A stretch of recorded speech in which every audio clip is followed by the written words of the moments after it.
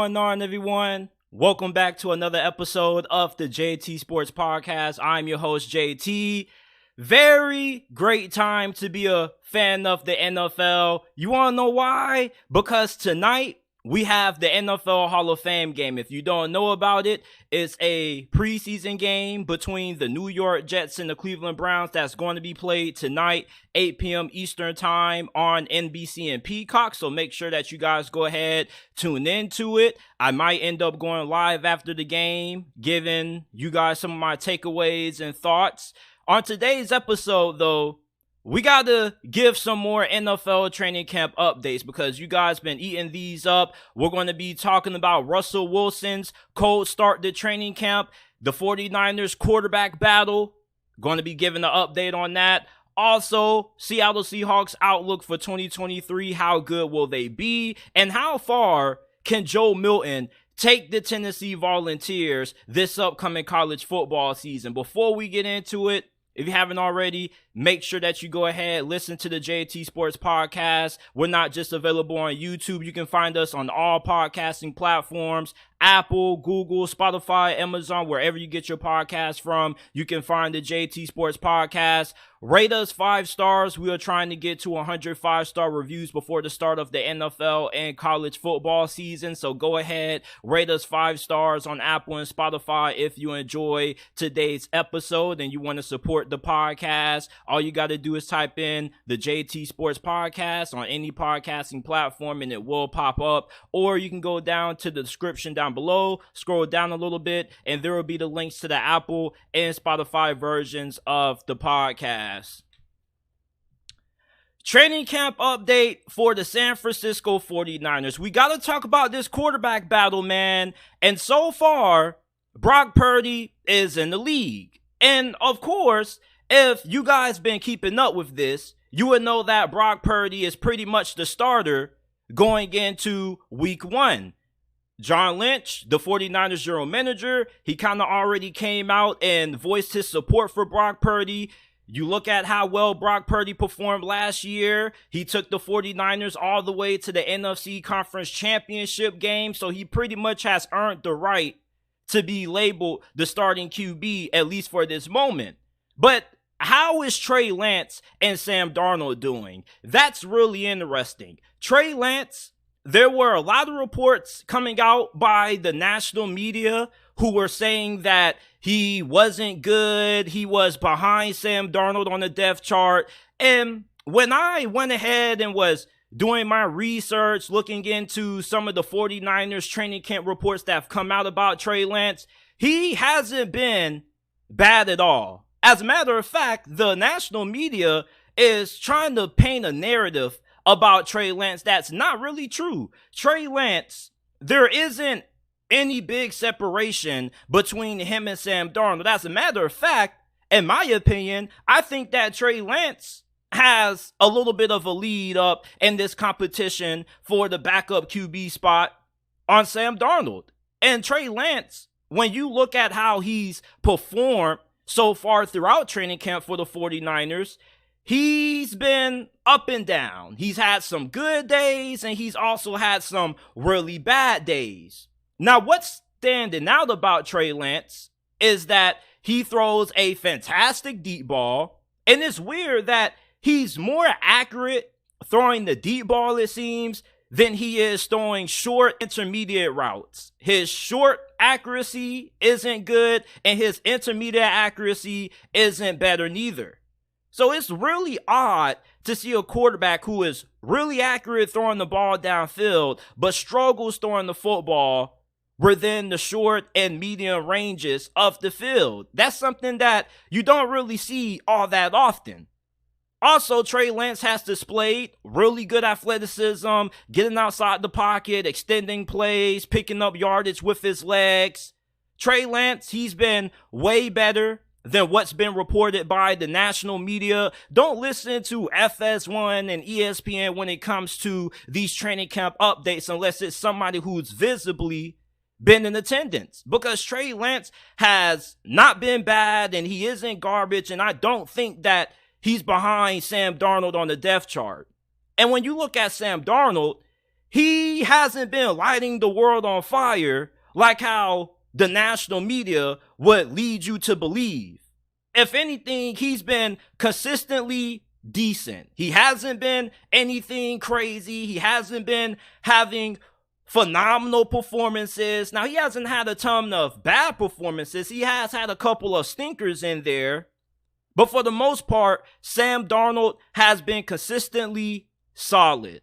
If Sam Darnold has to start in replace of Trey Lance or Brock Purdy getting injured, the 49ers will be able to be fine with him and they will be able to have success.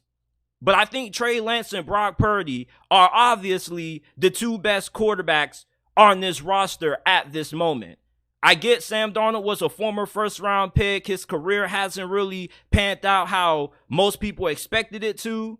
And you're really excited if you're a believer in Sam Darnold about what he can be in San Fran with Kyle Shanahan and the team that he has around him.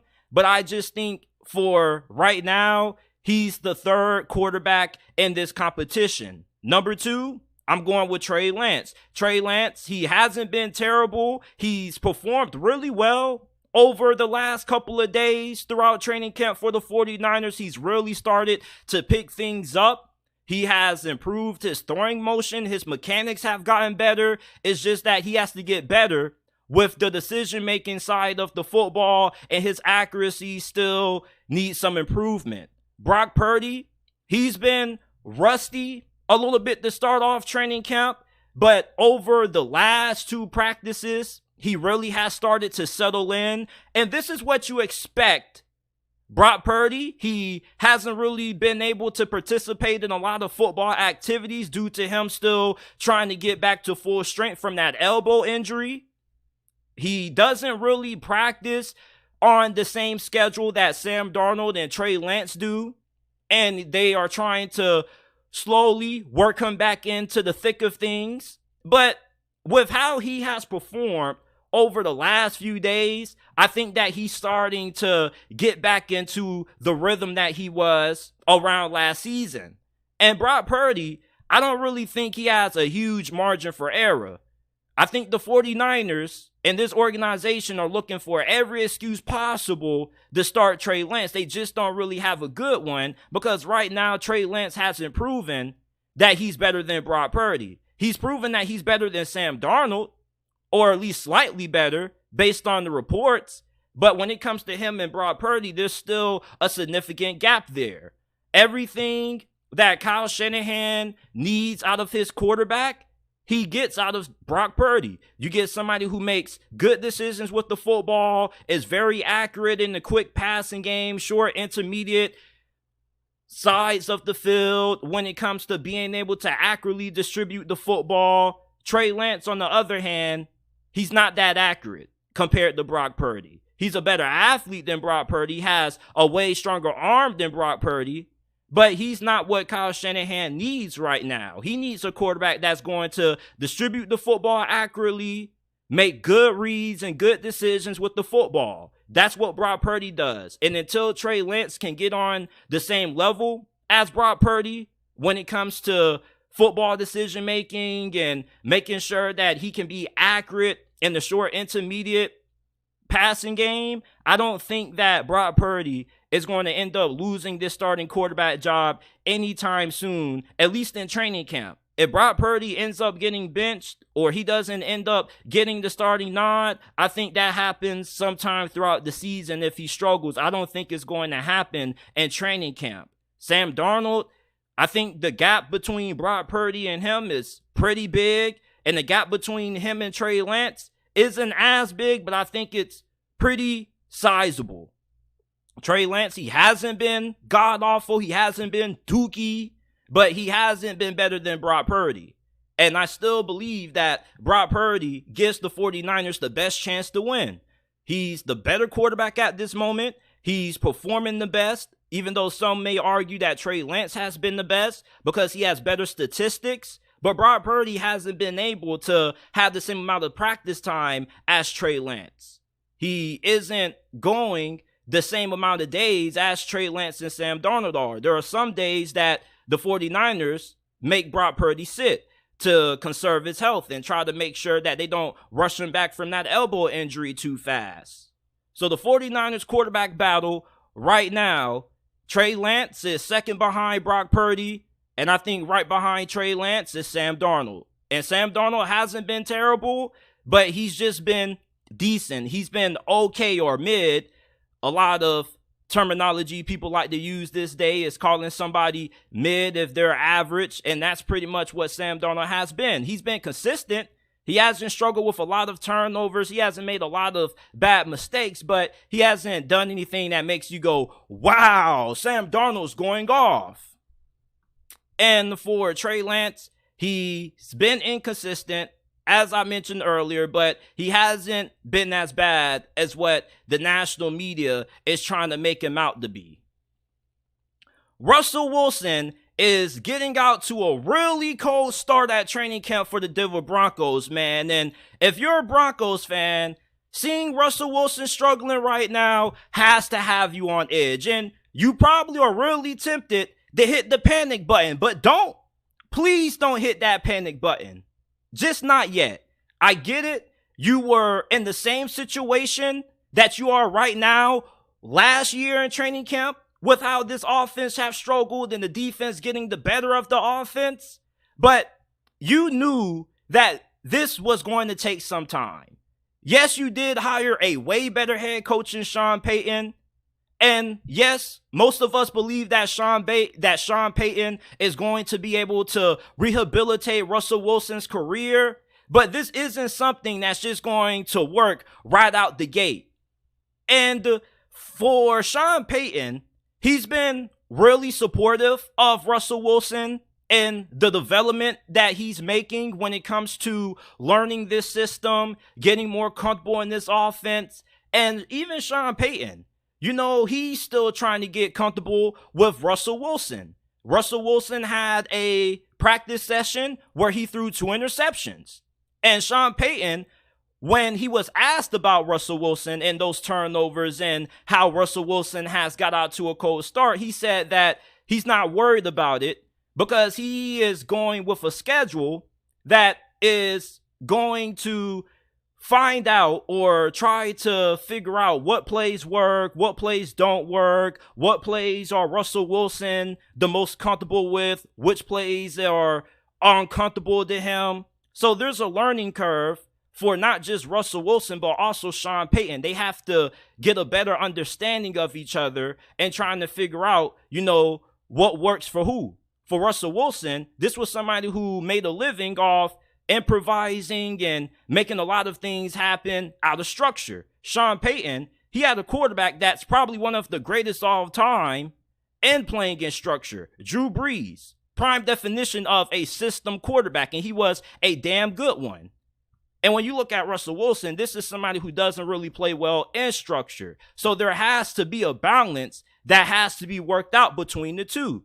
Sean Payton has to build an offense that still goes for his main philosophies, which is ball control, running the football, taking care of the rock, not having a lot of turnovers, being efficient. But at the same time, he also has to build an offense that gets Russell Wilson comfortable with what he does best, which is getting outside the pocket and making a lot of big plays downfield. So there has to be a balance. And right now, I think that Sean Payton is trying to find that balance, figuring out what works well for Russell Wilson, but also what works well for him as a play caller. And Russell Wilson, this is somebody who puts in a lot of work. He puts in a lot of dedication towards understanding the playbook. You never have to question Russell Wilson's work ethic. That's one thing for certain. I just think right now things have kind of started off a little bit wonky. And as we progress throughout training camp, things are going to get better. Russell Wilson, I still think that he has a lot left in the tank. The Broncos have had a good amount of injuries so far throughout training camp. KJ Hamler, he's injured. Tim Patrick, he's pretty much done for the season with an Achilles injury. So there's been a lot of things that not just Russell Wilson has had to overcome, but this whole entire offense. Russell Wilson isn't the only person struggling. It seems like people are trying to make it seem like Russell Wilson is the only person struggling in training camp. This whole entire offense has gotten out to a cold start. The defensive line has been getting the better of the offensive line. Russell Wilson hasn't had a lot of time to sit back and throw the ball a lot, at least with him not having pressure in his face. And these receivers have been a little bit inconsistent at times with catching the football. So it's not just all on Russell Wilson for why the Broncos offense has struggled so far in training camp. It also is due to the other pieces around him. Jerry Jeudy's been really good, but outside of him, it's been some inconsistency at that wide receiver position and on the offensive line, which the Denver Broncos were hoping that they had improved. But so far, that offensive line still hasn't started to mesh well with the additions that they brought in, such as new offensive tackle Mike McGlinchey. But looking at Russell Wilson with Sean Payton, you got to understand that this is something that isn't going to work right out the gate. It's going to take time. And if you're a Broncos fan and you have faith that Denver is going to have a good season this year, it's not because you believe that Russell Wilson is going to bounce back, but it's due to the fact that you believe that Sean Payton is going to put Russell Wilson in the situation that allows him to have a bounce back season. Really, you don't have faith that Russell Wilson can bounce back, but you have faith in Sean Payton. So therefore, you got to trust Sean Payton. If anybody asks you, hey man, like, why do you got so much confidence in the Denver Broncos despite how bad Russell Wilson has been throughout training camp? If you're a Broncos fan, your response needs to be Sean Payton. I trust Sean Payton. And if you're a fan of any other team and you're trying to question if this Russell Wilson thing is going to work or not, you got to have the same mentality also. A lot of people overlook the importance of having a great head coach. Sean Payton is one of the greatest offensive minds that ever coached this game. He's going to find a way to get the most out of Russell Wilson. He's going to put him in an offense that's going to suit their needs. It's going to be a good blend of what Sean Payton has been accustomed to doing over the last couple of years in New Orleans. And it's going to be a mix of what Russell Wilson has done well when he was playing at his peak in Seattle.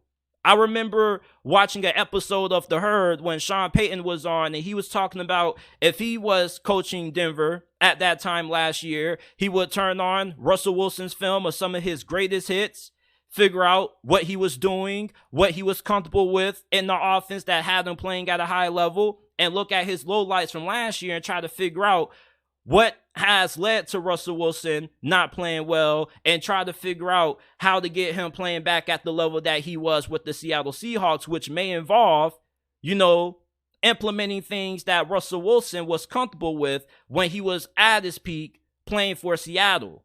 Russell Wilson struggling in training camp shouldn't alarm any Denver Broncos fans. You guys just need to relax. Let training camp continue to play out. The preseason is just around the corner. This isn't something that you is going to snap your fingers and just see immediate improvement. Sean Payton, his offense isn't the easiest to learn.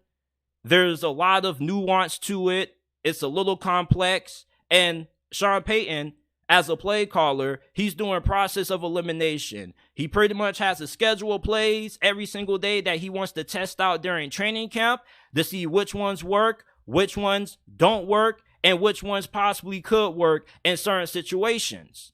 So don't trip out about Russell Wilson having this cold start. It's training camp. It's not about how you start. It's about how you finish. And if you're a head coach, you rather your quarterback have a strong finish to training camp and have a lot of momentum and confidence going into the season versus him having a fast start to training camp and then slowing down with the regular season approaching. So I'd rather Russell Wilson have these struggles early, continue to learn and grow for them, and continue to get better versus him having a fast start and then slowing down and getting cold near the end.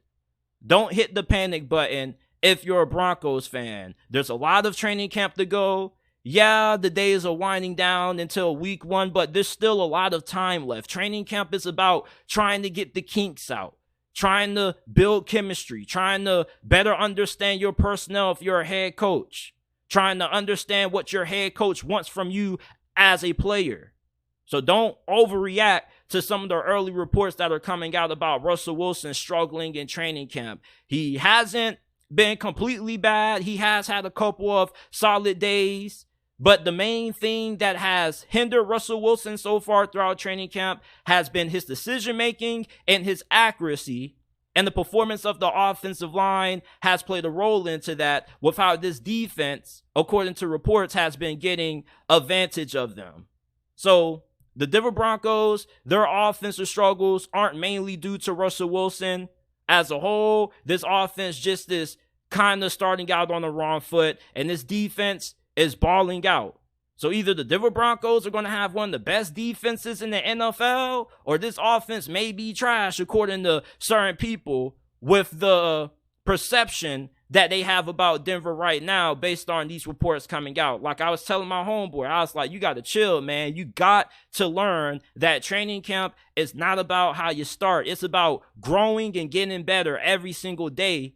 So when you get into the regular season, you're ready, you're playing at your highest level possible for an early season start, and you're hoping that, you know, your early struggles in training camp lead to you improving, learning from those mistakes, and hopefully you end up having a hot start to the season, coming off a hot finish to training camp. That's why they said, even though the rabbit starts out fast, the turtle still wins the race. The reason for that is because the tortoise doesn't rush anything. The tortoise does everything at his own pace. If you're the Denver Broncos, your offense may not be clicking on the same level as some of the other offenses in training camp right now that are performing really well. But it's not about that. It's about trying to find what works for you as a play caller. If you're Sean Payton, if you're Russell Wilson, it's trying to get more comfortable in Sean Payton's system. Same thing with all the other players on the offensive side of the football. Everybody's going through a little bit of an adjustment period. And when that adjustment period ends and these players are super confident and they have a good understanding of Sean Payton's offense, I expect this offense to ramp up the production, and I expect Russell Wilson to do the same. So don't panic if you're a Denver Broncos fan about these early training camp struggles.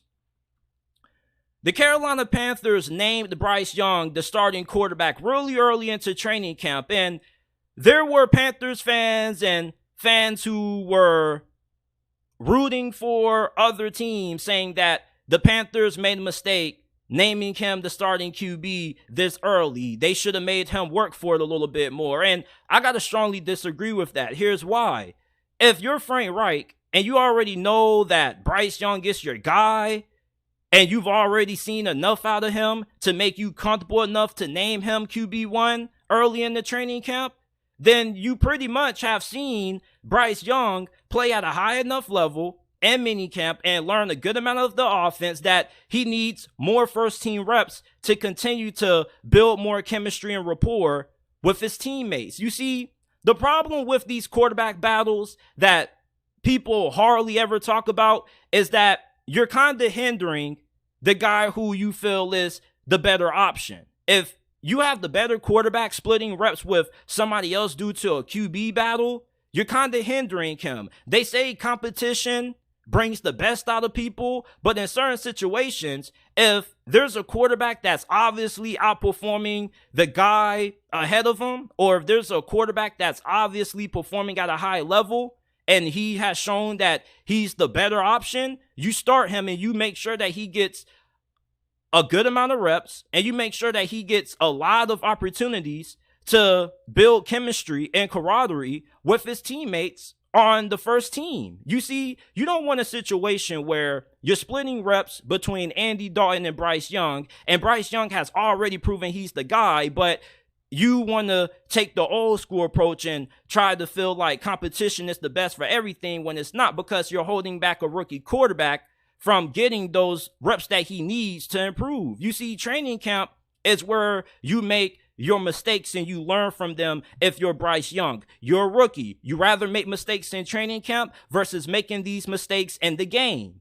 And him being a young quarterback, he needs these opportunities to mess up so he can learn from them versus him making these mistakes and learning from them in the game and you ended up coming away with L's. Starting Andy Dalton, okay, if you felt Bryce Young wasn't ready, cool, you roll with Andy Dalton.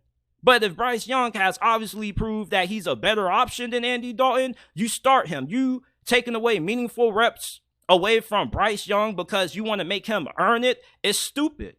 That's why some of these rookies get out the slow starts because they get into these quarterback battles that are kind of unnecessary, knowing damn well that the rookie quarterback is better than the backup option, and you hinder that quarterback from getting the opportunities to learn from mistakes because you're giving those reps to the other guy.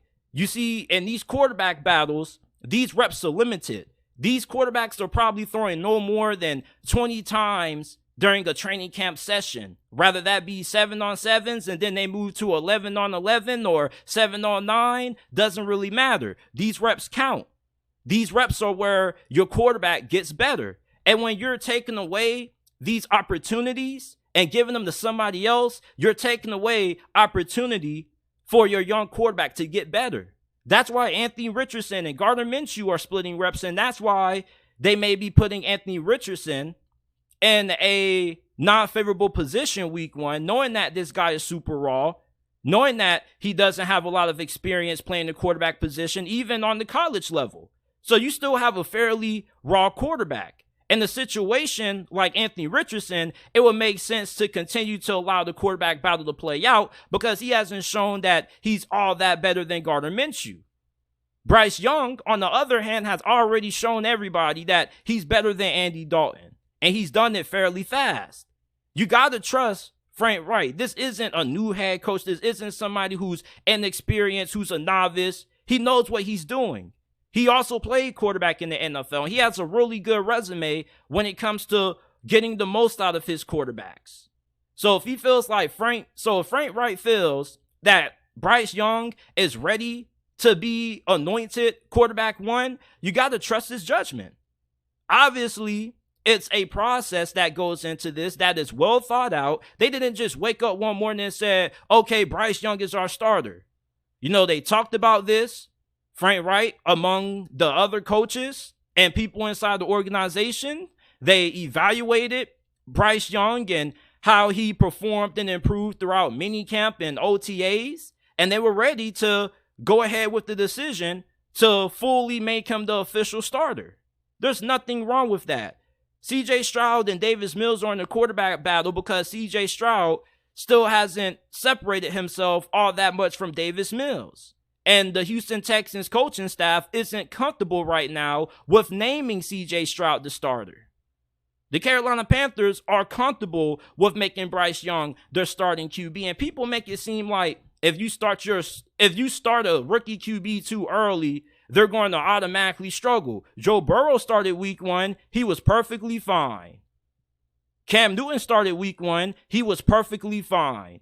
Not everything needs to be a long, drawn-out quarterback battle. These quarterback battles, when you have a guy that's obviously better than the dude behind him, you start him. You don't need to waste any more time with splitting these reps. You need to make sure that Bryce Young has all the reps necessary to continue to better understand his wide receivers, to better understand where he needs to put the ball, to better understand how these receivers want Bryce Young to throw the football. The offensive line has to get acclimated to him getting outside the pocket and extending plays. There is a certain amount of chemistry that needs to be established in training camp. And with these QB battles, you hinder that. And that's what people are missing. That's why the Panthers naming Bryce Young the QB1 early in training camp was a smart decision, because you're not wasting any more time splitting reps between him and Andy Dalton. Andy Dalton is probably getting 20% of the first team reps, and Bryce Young is getting 80% of them. That's how it should be. He's the better quarterback. You already seen that he's better than Andy Dalton. So what more do you need to wait and see on? All you do by having these quarterback battles take place when you obviously have a guy who's better is hinder the better QB from building chemistry and rapport with the starters. So Bryce Young being named the starting QB was a smart decision by the Carolina Panthers. The people who keep trying to call this a mistake are the people who are stuck in this old school philosophy that competition is everything and competition is the end all be all for players being great. No, it's not. If you ever play football on any level, Pop Warner, middle school, high school, college, NFL, it doesn't matter. It doesn't take you long to figure out the guys who can play and the ones who don't deserve to be on the team. Your first day putting on pads, it only takes about 45 minutes to find out who the dogs are and who the bench warmers are. Bryce Young was the number 1 overall pick for a reason.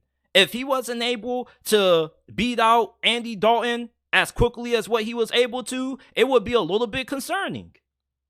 So Panthers fans who are trying to make this a big deal, oh, we're giving him the keys too early, he didn't earn it. He earned it. And he earned it pretty fast because I guess he was good enough and so better than Andy Dalton that he gave Frank Wright and the Panthers coaching staff a lot of faith to just go ahead and give him the keys so he can get all those reps. You need these things, man. You can't be splitting these reps 50-50, taking it away from a young QB. They need that. They need those growing pains. Bryce Young and all these interceptions that he's thrown so far throughout training camp, he needs to make those mistakes. And that's why you give him all those reps. What are you doing giving reps to Andy Dalton? Honestly, if you know that Andy Dalton isn't better than Bryce Young and Bryce Young has already separated himself from him, then go ahead and start Bryce Young and give him all those first team reps early in the training camp. All you're doing by splitting up the reps between him and Andy Dalton is hindering his development. So for the people who keep saying that, oh, they gave Bryce Young the keys to the Ferrari way too soon, stop it, man. Every quarterback is different. Y'all make it seem like every rookie quarterback struggles. Not every rookie quarterback struggles. Some rookie quarterbacks have more struggles than others, and some rookie quarterbacks just come out the gate and just are automatically good because of the preparation that they put in, because of the amount of reps that they received. Joe Burrow and Justin Herbert were going off as rookies, and they were coming out of COVID. They were part of the COVID class where you didn't have a lot of time in training camp to get reps and opportunities and time to build chemistry with your teammates. So for Joe Burrow, he was able to come out, solidify himself as the starting QB right away, and he was able to get the majority of the first team reps, which helped him during his rookie season. Well, Bryce Young, I think, is going to go the same way. I think he's going to have a rookie season really similar to Joe Burrow before he got injured. Bryce Young needed to cement himself as the starting quarterback early. The team has already viewed Bryce Young as a legitimate quarterback. You listen to any Carolina Panthers player when they talk about Bryce Young, they have nothing but positive things to say. And it's not the normal, typical button-up answers that these players give when discussing a rookie quarterback, like, oh, yeah, he's improving every single day. He's getting better. Like, nah, like these Panthers players are this serious every time they praise Bryce Young. It's not just players speak. It's not just them hyping up their guy. They really believe in Bryce Young. Bryce Young has already proven himself, not just to the coaching staff, but to the team. He's already viewed as a leader. So therefore, you already proven yourself that you're better than Andy Dalton. You've already kind of started to cement yourself as a leader. So therefore, what else do you have to prove when it comes to, are you deserving of being named QB1? You've already proven enough. You've already outperformed Andy Dalton. So the people who keep saying, oh, they gave him the keys too fast, they should have made him work for it a little bit more, that's a mistake sometimes. Competition isn't always great for everybody. Not everybody does great with competition. And when you're in the NFL, you don't have time to have competitions when you already have somebody who's proven to be the better option, because you're taking away those repetitions. And I know I'm sounding a little bit repetitive, but This just seems to be something that a lot of people just kind of don't understand. And if you play any basic level of football, you know that you need reps. You don't just not practice at all and just all of a sudden game day comes and you balling out. You got to perform well in practice. And you need all the opportunities you can get to get comfortable. Whether you're learning a new offense or have a new quarterback or whatever, repetition is everything. And when you split those reps, you're taking away the opportunities for somebody to get better and grow. You don't need to see anything out of Andy Dalton. Andy Dalton isn't better than Bryce Young, obviously, if Bryce Young has already separated himself this fast. Same thing with the New England Patriots. When they went ahead, cut Cam Newton, and named Mac Jones the starter, it didn't take long for Mac Jones to separate himself. And you know what they did? They just said, you know what? Mac Jones has just separated himself so far away from Cam Newton that we might as well just get rid of Cam so we can go ahead and give him the majority of the reps. You remember Trevor Lawrence rookie season when him and Gardner Minshew were in a quarterback competition, supposedly, all the way until, near the tail end of preseason? It was kind of a waste because we already knew that Trevor Lawrence was going to start week 1. And he already, according to reports, was performing better than Gardner Minshew at that time. So therefore, why continue to go on with the quarterback battle? All you did was put your rookie quarterback at a disadvantage because he didn't get all of the first team snaps.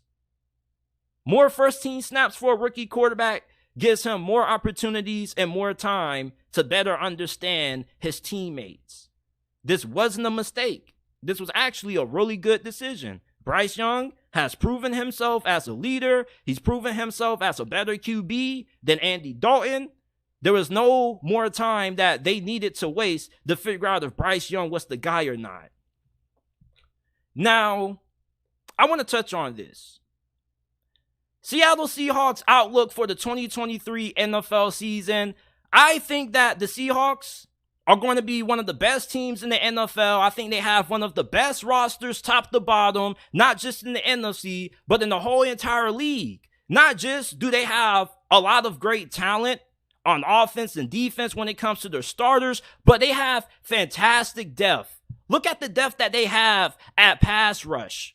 Yeah, you know about Darrell Taylor and Uchenna Nwosu, who both had 9.5 sacks each last season, but Boye Mafe, he's somebody who can be a very good rotational piece on that defense. And he could be good enough where he could start on a handful of teams. He had 3.5 sacks last year. Look at the depth that they have in the secondary. They got Julian Love, fam, who is going to be starting at safety if Jamal Adams isn't ready to go. Look at the depth that they have at wide receiver, running back. You got Kenneth Walker. Then you got Zach Charbonnet at wide receiver. You got tons of depth there. And when you look at what they did in the draft, I was a huge fan of Devon Witherspoon. And if he ends up panning out and he's as good as advertised, do you not know how deadly Seattle's defense is going to be this year? Their pass rush is going to be really good. And then you potentially could have 2 shutdown cornerbacks on the outside and Tariq Woolen and Devon Witherspoon. Where are you going to throw the football? Maybe you can target Kobe Bryant in the slot, but he should take a step up in improvement. And you're not too shabby at safety neither. And you got some really solid linebackers.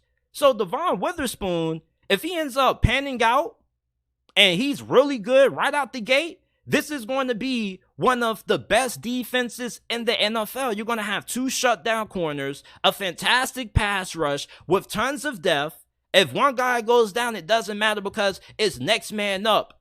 And offensively, I love Geno Smith. I don't get why there's still so many detractors of Geno Smith. Geno Smith is in a really great situation. This is a hard situation for Geno Smith to just do what he did last year and crash back down to earth.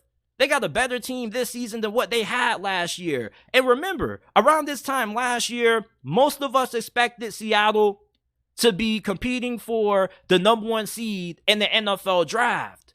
So if Geno Smith can do what he did last season with the roster that Seattle had with all the young players, think about what he's going to do this year with an offensive line that's going to have 2 young tackles going into their second season, and Abraham Lucas, Charles Cross. So the offensive line play should be way more consistent this year. They also have a rookie center that they drafted out of Michigan, and Alua Timmy. I'm really looking forward to see what he's going to do come preseason if he can end up winning that starting center job.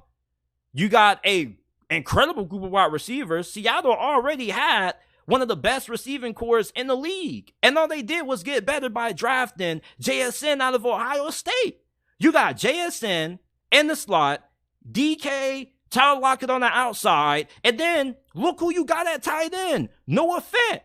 I mean, who is going to stop this passing attack? You can't double team one guy because you double team DK Metcalf, you're going to get ate up by JSN or Tyler Lockett. And if you want to double team JSN, you're going to get ate up by DK and Tyler Lockett. Like, this is a really, really good situation that Geno Smith is in right now. He has to be really awful for him to regress this season. And the Seattle Seahawks, overall, I think that they have a better team than the 49ers. The 49ers may have more initial talent. They may have a better offensive line, more talented players that start for them on defense, but I don't think they have more depth than Seattle. Injuries are one of the biggest parts of the game, and the teams that go the furthest normally are the ones that can overcome injuries because they can have multiple guys step up and produce at a solid level. Look at the Philadelphia Eagles. They had injuries. Kansas City had injuries. Teams always have injuries. The teams that make it the furthest are the teams that can overcome them with their next man up mentality because they got good depth. And that's something that the majority of teams in today's NFL don't have because they're spending so much money on their star players that they can't afford to have okay depth if one guy goes down. The Seattle Seahawks, since they've drafted so well, they have tons of depth. And plus, they also have a good amount of savvy veterans. They brought back Bobby Wagner. Bobby Wagner is far from washed. Did you see him with the LA Rams last year? Outside of Aaron Donald, he was their best player. And it wasn't by a pretty big or small margin. Like, without a doubt, Bobby Wagner was the Rams' second best player on defense outside of Aaron Donald. Some may say Jalen Ramsey, like, Bobby Wagner was a real dog for the LA Rams last season. And he's back in Seattle with Jordan Brooks coming off arguably the best season of his career. You got Devin Bush, who is going to be some really good depth. Former Steelers player. I'm still a big fan of Devin Bush, even though he wasn't the same player coming off that injury that he was prior. I still love him as a player, love him as a person. I think him going to Seattle was a really good place because Seattle has a really good culture. And the kind of culture that Seattle has allows them to bring in guys like Devin Bush and give them second opportunities, and they're able to cash out on it. Seattle just is really good at getting the most out of players who kind of were cast off and cast away. Nobody wanted. They're like that island of misfits in a sense. You got Geno Smith. Nobody thought that Geno Smith was going to outperform Russell Wilson last season. Just keep it a stack. Pete Carroll, say what you want to say about him. You can say, oh, he's a defensive-minded coach. Oh, he's getting up there in age. Oh, he hasn't won a Super Bowl in years. It doesn't matter. Look what he has done in just a span of a few years. After they got rid of Russell Wilson, they flipped Russell Wilson and turned them into a Super Bowl caliber team. And this season, I'm looking at their schedule. I don't really see too many teams on paper that are better than Seattle. And the best case scenario for the Seattle Seahawks, I think, is 14 wins, honestly. And their worst case is 9 wins. And I think that the Seahawks are going to make it to the Super Bowl this year. As a matter of fact, if you guys have watched my record predictions for this season, you guys would know that I have the Seahawks losing in the Super Bowl to the Cincinnati Bengals in a very close game.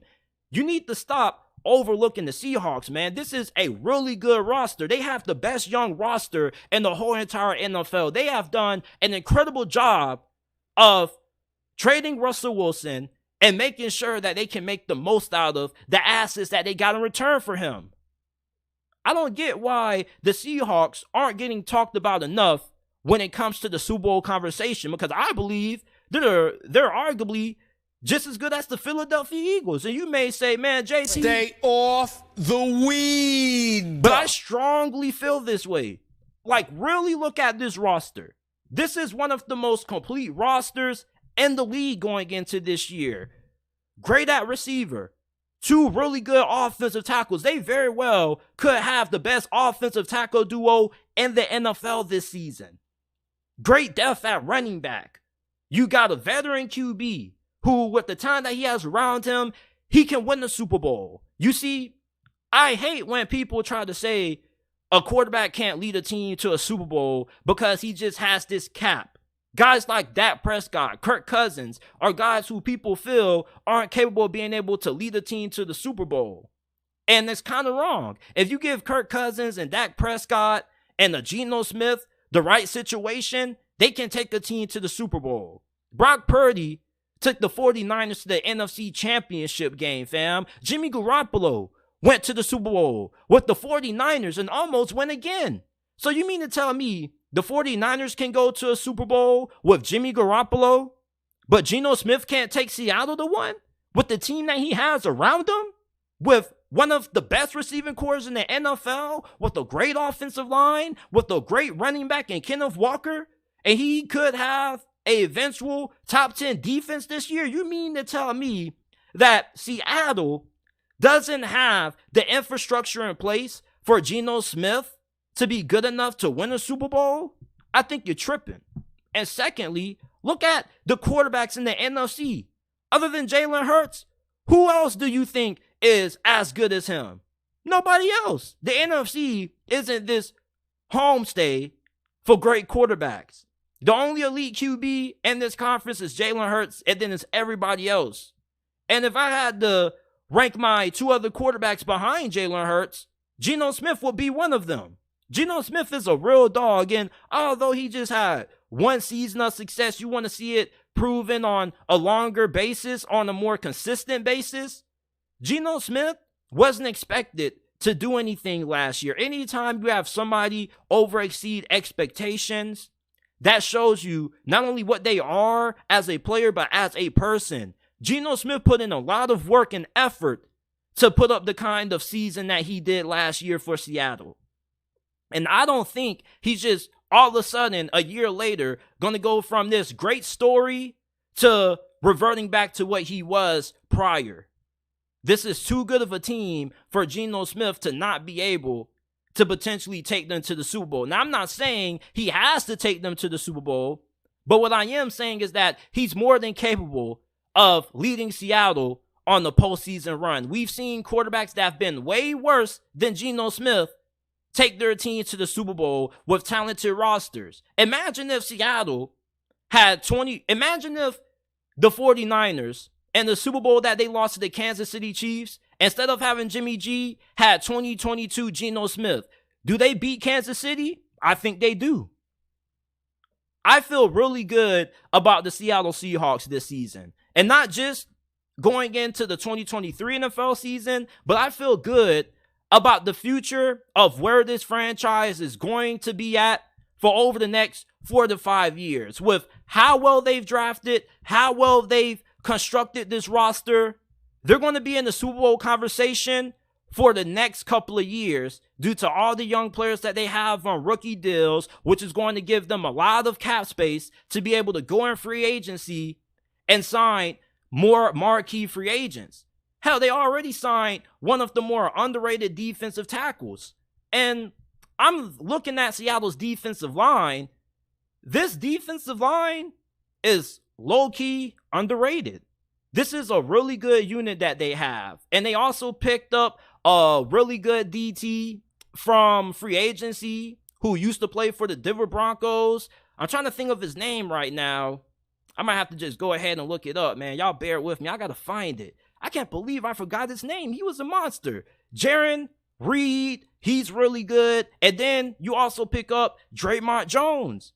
Jaron Reed, he's solid. I think he's really good against the run. You look at Draymond Jones lining up on the opposite side of him on the D-line. This dude, not only is he solid against the run, but he's really good against the pass. And yeah, he may not have, the DeForest Buckner or Aaron Donald kind of numbers, but Draymond Jones, to get a defensive tackle that can give you the kind of production in the pass rush department that he can, is a really good pickup. You're not going to find too many defensive tackles that can consistently give you 6-5 sacks a year. You feel me? If you can get 6 sacks a year out of your defensive tackle, that's great. 10 plus a year out of your DT is elite. But when I'm looking at Draymond Jones, this dude is a tad below that. And even if he isn't playing D tackle, even if he's playing, defensive end, wherever they want to line him up at on the defensive line, this dude can play nearly anywhere on the D-line, in my opinion. He has a lot of versatility. I'm a big fan of Draymond Jones. This dude was one of the most underrated free agency signings out of the whole entire free agency period. And nobody really talked about it. And I think that he's going to have a big impact on that Seattle Seahawks pass rush that's already nasty with Uchenna Nwosu and Darrell Taylor. And then you got Boye Mafe and Derek Hall, rookie out of Auburn. Like, y'all keep sleeping on the Seattle Seahawks all y'all want to. You can keep saying I'm overrating them, I'm gassing them up, but this team is going to surprise a lot of people once they get into the playoffs this year, man. Joe Milton, how far can he take Tennessee this season? We saw what he did in the Orange Bowl against Clemson. 3 touchdowns, 251 passing yards, completed 67.9% of his passes. He was looking like him out there.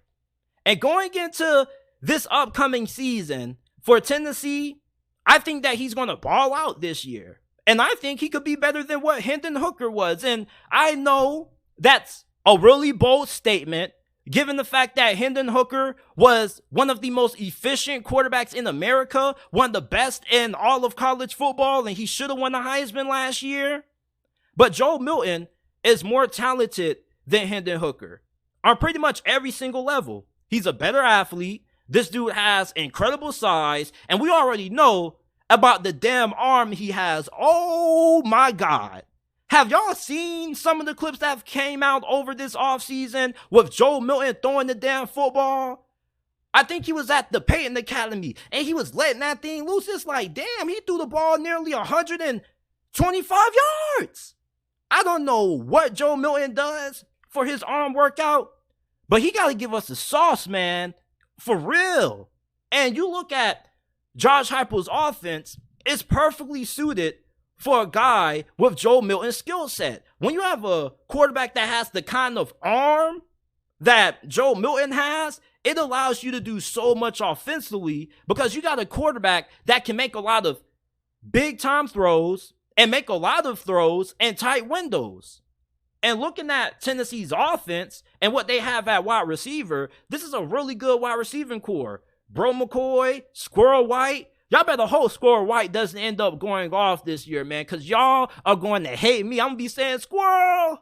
And then you got Dante Thornton out of Oregon, who was a transfer, who I think is perfect for a guy like Joe Milton, who has a strong arm and likes to take a lot of shots deep, because Dante Thornton is one of the fastest receivers in all of college football. Do you not know how nasty this offense could be this year for Tennessee? And for all those Michigan fans that got this weird obsession with, following Joe Milton and just hating on him, just because he didn't work out for Michigan doesn't mean he's not going to work out for Tennessee. Did y'all not see the Orange Bowl game that he had when he was Orange Bowl MVP? Joe Milton, if this dude ends up being as good as what me and many Tennessee Vols fans believe he will be, Tennessee very well could maybe win the SEC East this year. And the reason why I say that is due to the fact that they play Georgia this year at home. You don't have to go on the road to Athens this year. You're hosting Georgia in your house, and plus they're going to have a new QB. This is going to be his first time starting in the environment on the road in Knoxville. And Joe Milton, if he plays well in that game, there's a very good chance that Tennessee ends up beating Georgia. one important thing that you got to have success against Georgia is a quarterback that can make high-level, big-time NFL throws, and that's what Joe Milton can do. And you know that the receiving play is going to be good. Their offensive line should be pretty good despite losing Darryl Taylor to the NFL. This is still one of the better O-lines in the SEC. And Joe Milton, he's a better athlete than Hendon Hooker. You can use him on quarterback power, more zone reads, even though you use Hendon Hooker a little bit in that capacity in a similar way. Joe Milton, I think he's better as a runner. I think that he's more athletic and elusive as a runner compared to Hendon Hooker. I just think that Joe Milton is just superior than Hendon Hooker in almost every facet of his game outside of accuracy and fundamentals. And that's the biggest question with Joe Milton, right? Is the accuracy going to be consistent? Is the footwork and mechanics going to be up to par? But if all that is not a concern this year and Joe Milton balls out, Tennessee could very well be in the SEC championship. Like, the gap between Georgia and Tennessee is pretty wide, but with Tennessee having to play Georgia at home this year, it gives them a slight advantage. And most of these upsets, when you have a team that's an underdog at home and they end up coming away with the win, it's because of the home field advantage. Tennessee beat Alabama last year where? At home. LSU beat Alabama last year at home. Majority of the upsets take place where the team that's an underdog gets to host the favorite on their home field. I'm looking at Joe Milton, and I'm seeing a Heisman caliber quarterback. I'm seeing somebody who's going to deliver Heisman caliber play for the Vols this year. Now, he may have way more turnovers than Hendon Hooker, because you got to remember, this dude is a gunslinger. When you have an arm like Joe Milton, there are a lot of throws that you can make that 99.9% of quarterbacks won't even dare try to make. And therefore, with having that kind of arm strength, you're going to have more confidence in your ability to fit balls in certain windows that you probably shouldn't be trying to attempt to fit them in. Joe Milton is going to have a good amount of interceptions. I think he'll probably have about 9, maybe 10. But he's probably going to have about 38, maybe 40 touchdowns. Josh Heupel's offense, even though it's not traditional air raid when they're just airing the football out and they just don't give a damn about the run, they are pretty balanced. They do a very good job of establishing the run game as well. But with Joe Milton at the helm at QB, man, he stays healthy all year, given the fact that he's a risk taker, he has a great arm, and he's a little bit more talented than Hendon Hooker athletically.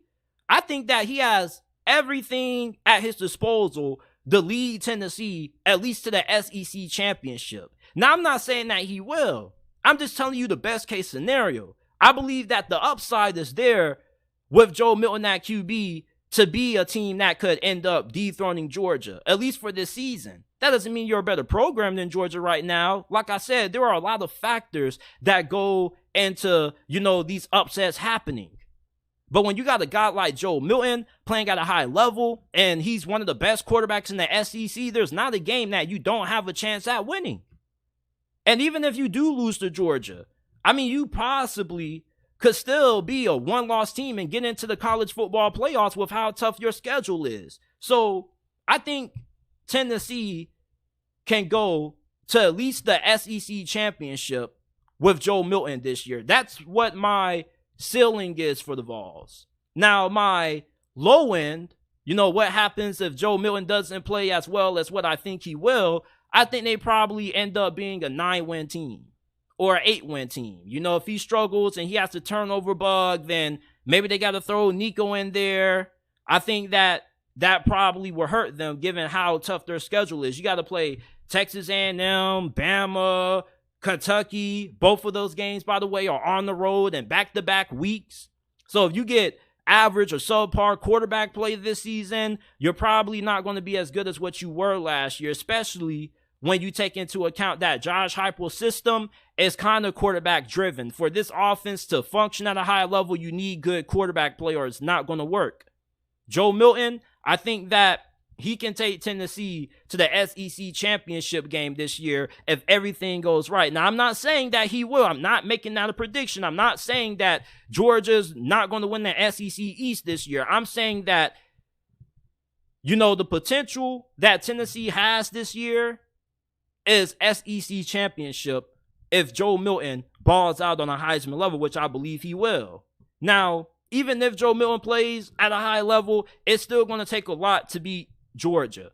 Not just do you need to have a very good offense, but you also need to have a very good defense. And plus, Josh Heupel's offense may need a little bit of some modifications to it, because when you're going against a head coach and Kirby Smart specializing on the defense side of the football, he has a defensive coordinator like Will Muschamp on his staff. A lot of those air raid concepts and tendencies aren't going to vote well when you go up against a team like Georgia that pretty much has a bunch of NFL caliber athletes on the field. They can just easily overpower a scheme like that, and they don't really have to do too much. So for Tennessee, if Joe Milton struggles against Georgia, I think it'll be more due to the fact that it'll just be a coaching advantage that Georgia has on Tennessee. I do think that outside of that game, Joe Milton should be able to play very well against any other team on Tennessee's schedule. Alabama's going to have a pretty good defense on paper, but I still don't know about their secondary. I think that Tennessee's wide receivers match up very well against the defensive backs of Alabama. Texas A&M, that's really interesting. South Carolina, they haven't played a bunch of defense over the last couple of years, so we'll see if that improves. You got Florida, their defense should be better, but we don't know how better it's going to be. So Joe Milton, there's a possibility that not only can he take them to the SEC championship, but maybe they could be a playoff team this year. I love Joe Milton, man. This dude has a great story. Didn't work out at Michigan, goes to Tennessee. Then he ends up getting his starting job took in favor of Hendon Hooker, has to sit behind him for a year, then comes back, gets the opportunity when Hendon Hooker goes down with that torn ACL against South Carolina, and then goes crazy against Clemson in the Orange Bowl. I love a good redemption story. I love me a great comeback story, and that's kind of what we're seeing with Joe Milton. I'm really excited about him. I'm pretty sure a lot of you Vols fans share my same excitement as well, and I think the sky is the limit for how far Tennessee can go with Joe Milton at the helm underneath center, man. This is one of the most talented quarterbacks in America. And when it comes to an NFL draft standpoint, I don't have him as high as guys like Caleb Williams, Drake May, Michael Penix, and Bo Nix, but in terms of the upside, he has the talent to be better than mostly all those guys outside of Caleb Williams, because Caleb Williams is just different. Joe Milton, his arm is very rare. There are guys that have great arms and elite arm strength, and then you have guys who just have a damn missile as an arm. Anytime they throw the football, it just looks like a beauty. It's like they're throwing 50-mile-per-hour fastballs every time the ball comes out. It's just shoom, a lot of velocity, a lot of strength behind it, a lot of power. You know, I just love watching Joe Milton play, man. It's just so fun watching Joe Milton play compared to Hendon Hooker. Hendon Hooker was methodical. He was consistent. He was somebody that was really decisive. He could pick apart defenses, and he was really good in that system. But when you got a quarterback that's juiced up like Joe Milton, 6'5", with 100 overall arm strength, it just takes an offense like this to a different level. So I think Joe Milton, man, y'all sleeping on him. There are a good amount of people who don't believe in Joe Milton. I'm one of the people, on the other hand, who feel oppositely about Joe Milton. I think this dude is going to be incredible in this offense, and I think that he's going to put up some great stats this year. Stats that probably should have him being a Heisman finalist this season. Josh Heupel throws the football a pretty good bit, even though they run the ball a little bit more compared to your typical air raid style offense. Joe Milton is still going to have the opportunity to put up insane numbers. And if I had to give you a stat projection for Joe Milton this year, I'll say he throws 36 touchdowns, 11 interceptions, and he has 4,000 yards passing. With the kind of arm he has, this dude is going to make a lot of big plays downfield.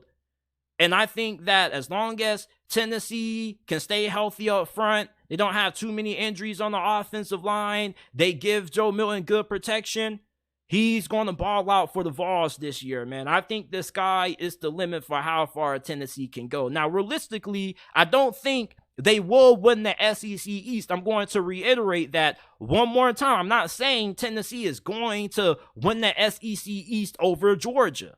I am saying, however, in terms of how far Tennessee is capable of going this year, how far he can take this team, I think it could be SEC championship or potentially the college football playoffs if everything goes well. This dude is a freaky athlete, and he's one of the craziest quarterback prospects that I've seen in a very long time. Yeah, he may not have a high football IQ. He may struggle going through his reads and progressions from time to time.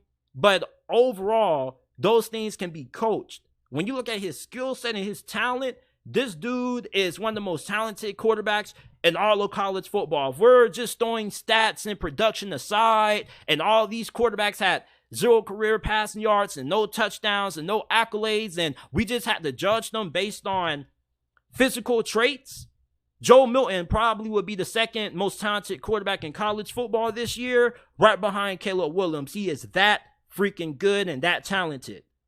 And if this dude ends up being as good as what many Vols fans are hoping he will be, you better be really worried if you're a Georgia fan or Alabama or Kentucky or whoever you play, because a guy like Joe Milton, if he gets rolling, he's really hard to stop. There's pretty much nothing you can do to stop a dude like Joe Milton.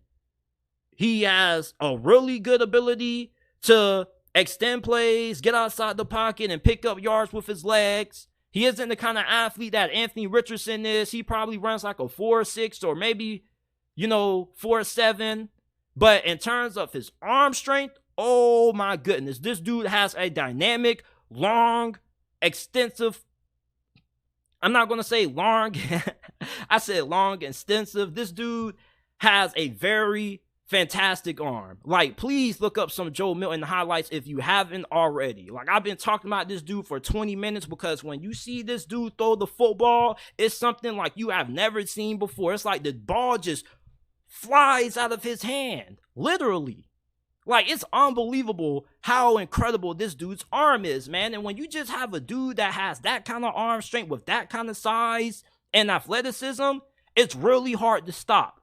And I think he's a more comparable comparison to Cam Newton than what Anthony Richardson is. You see, Anthony Richardson is a more hyper-athletic version of Cam Newton. You take Cam Newton and you max him up 100%, you get Anthony Richardson. But you look at Joe Milton, I think in terms of athleticism, he's kind of in that Cam Newton range. He's not going to run a 4.4 or 4.5, but he probably runs 4.6. Great arm, great size. This dude gets going. I don't think there's too many defenses in college football that can slow a dude like this down. Honestly. This is it for this episode of the JT Sports Podcast. I appreciate you guys for tuning in. If you haven't already, make sure that you go ahead, leave us with a 5-star review. You can find us on all podcasting platforms, Apple, Google, Spotify, Amazon, wherever you get your podcast from. You can find the JT Sports Podcast. Please get us to 100 5-star reviews on Apple. We are really close. We're at 69 right now. All you got to do, type in JT Sports Podcast on Apple Podcasts and it will pop up. Or you can go down to the description down below, scroll down a little bit, and there will be the links to the Apple and Spotify versions of the podcast. I appreciate you guys for tuning in, and I will see you guys tomorrow with another episode